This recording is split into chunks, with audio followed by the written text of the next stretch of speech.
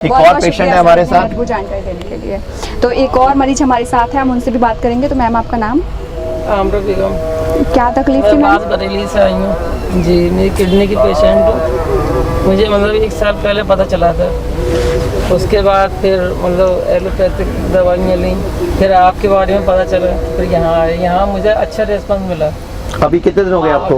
आज मुझे 4 दिन हो गए। 4 दिन हो गए। तो 4 दिन में क्या फायदा हुआ बताए? पूरे देश के दर्शक देख रहे हैं आपको। मुझे बहुत अच्छा लगा, मतलब एनर्जी सी फील होती है। माहौल बहुत अच्छा लगा, यहाँ का मौसम अच्छा लगा, सब लोग बहुत अच्छी लगी, सबकी बातें अच्छी लगी। उससे मतलब थोड़ा माइंड भी खुला कि हम लोगों को मतलब किस तरह से ज़िंदगी गुजारना है। तो मतलब आपका कहने जाके भी ये सब फॉलो करना है। बिल्कुल जी।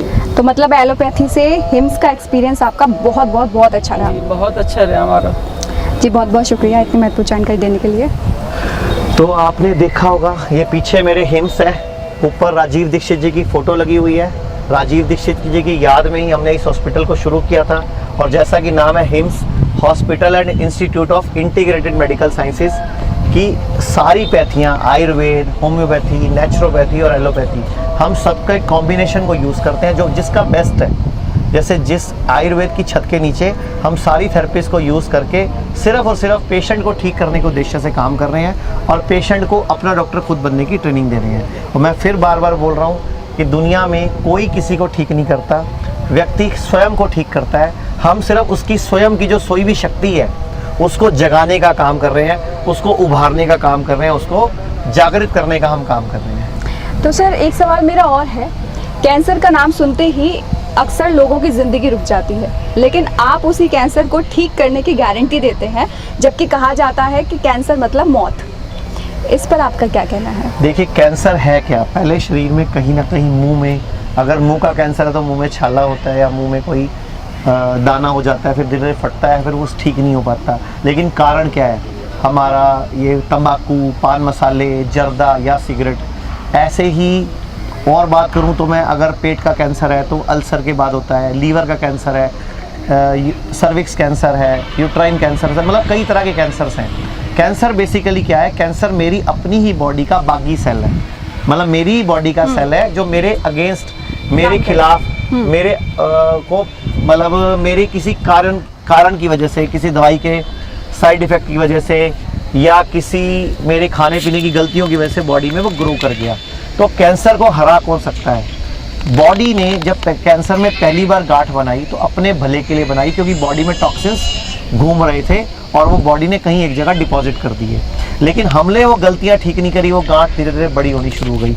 अब हमने अपने शरीर की हीलिंग पावर को बढ़ाया, डाइट ठीक ली, थेरेपीज ली, पंचकर्मा लिया, नेचुरोपैथी की, तो बॉडी की हीलिंग पावर बढ़ी, बॉडी के अंदर का भगवान जागा, बॉडी के अंदर की शक्तियाँ जागी, बॉडी ने खुद ही उस अंदर के सेल्स के जो कैंसर सेल्स हैं, जो बुरे सेल्स हैं, उनको खाना शुरू किया।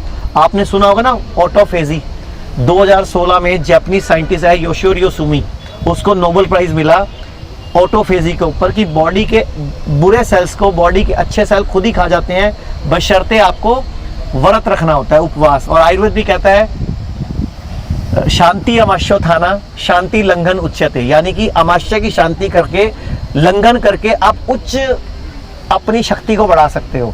और फिर बोलता है लंघन परम औषधम, यानी कि दुनिया में परम मतलब परमात्मा, यानी कि परम मतलब सर्वशक्तिमान, सबसे बड़ा।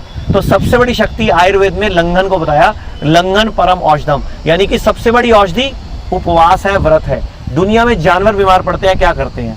2 से 3 दिन के लिए खाना छोड़ देते हैं और अपने आप ही अपने आप को ठीक कर लेते हैं। तो यही तरीका अगर कैंसर का पेशेंट, लीवर का पेशेंट, किडनी का पेशेंट, कोई और बीमारी का पेशेंट, शुगर का पेशेंट अपनाए तो हम भी कैंसर को बड़ी आसानी से हरा सकते हैं। तो हम नहीं ठीक करते, प्रकृति ठीक करती है। आपको सिर्फ प्रकृति की सुननी होती है। अब आप बताओ, कितनी देर से आप मेरे साथ नंगे पांव घूम रहे हो? कोई तकलीफ, कोई प्रॉब्लम नहीं? तो अगर आप रोज सुबह 15 से 30 मिनट इस धरती माँ की गोद से अपने आप को कनेक्टेड करो, जैसे आप याद करो बचपन में हम माँ की गोद में सर रखते थे, कैसा फील होता था? अच्छा फील होता था। तो आप इस धरती को माँ कहते हो ना, तो इसकी गोद में रखो ना सर, लेटो ना थोड़ी देर रोज।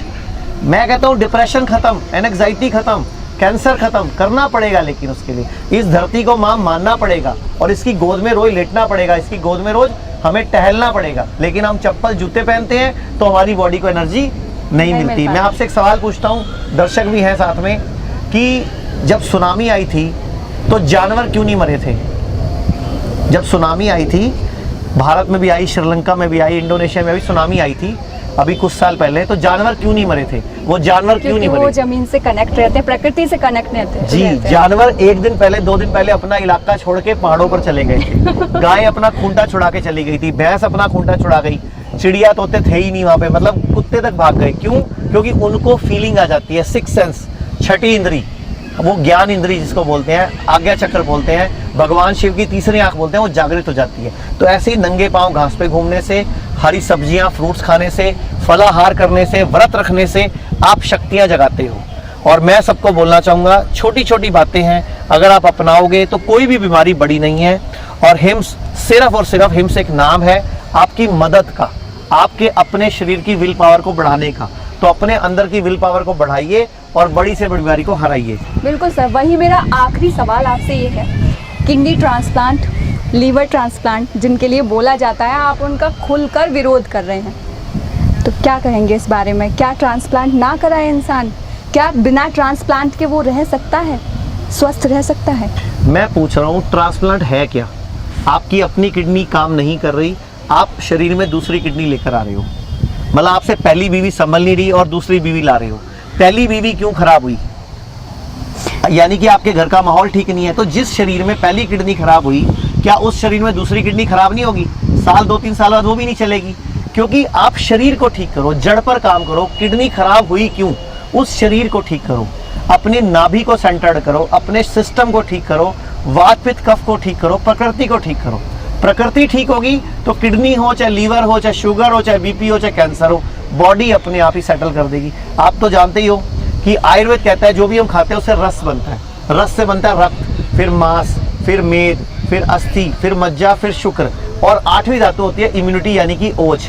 तो जो भी हम खाते हैं पहले रस बनता है। खाना हम ढंग से चबाते नहीं, रस भी ढंग का नहीं बनता। पानी हम फटाफट पी जाते हैं, रस ढंग से नहीं बनता। मैं आपको एक उदाहरण देता हूँ, दर्शकों को बोलता हूँ, आप कोई भी एक पत्ता ले लो, कोई भी एक पत्ता ले लो और उसको निगल लो।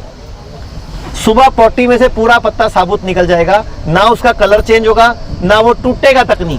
तो सोचो, जो मुंह से बच गया उसको अंदर भी दुनिया की कोई ताकत हजम नहीं कर सकती। मेरा सिर्फ कहने का ये है।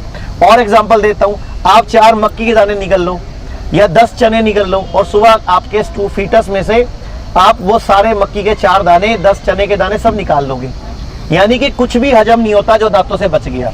और लोग खाना चबाते ही नहीं, लोग पानी को भी घूट करके नहीं पीते। तो छोटी छोटी गलतियां जब करते हैं तो बड़ी बीमारी बनती है। तो कभी भी खाना खाने के साथ पानी नहीं पीना चाहिए। मूड खराब हो, गुस्सा आया हो, उस दिन खाना नहीं खाना चाहिए। लेकिन हमारे घरों में क्या होता है, जिस दिन मूड खराब हो, मतलब आपकी मम्मी है, आपका मूड खराब है, आपने कहा मम्मी खाना नहीं खाऊंगी, मम्मी क्या करेगी? भारती जरा सा खा ले, मेरी कसम लगे खा ले, खाने से क्या नाराजगी? ऐसे ही करते हैं कि नहीं घर वाले? और आप मम्मी के साथ ऐसा करते हो। तो ये कोई चीज थोड़ी है, कोई तरीका थोड़ी है। तो सारा सिस्टम बिगड़ा हुआ है। इस बिगड़े हुए सिस्टम को हमें ही ठीक करना है, हमें ही सुधारना है। और इसे सुधारने का जो सबसे सटीक तरीका अभी दिख रहा है वो है हिम्स हॉस्पिटल। तो बहुत बहुत शुक्रिया सर। ठीक है जी, धन्यवाद, थैंक यू, नमस्कार आपको भी।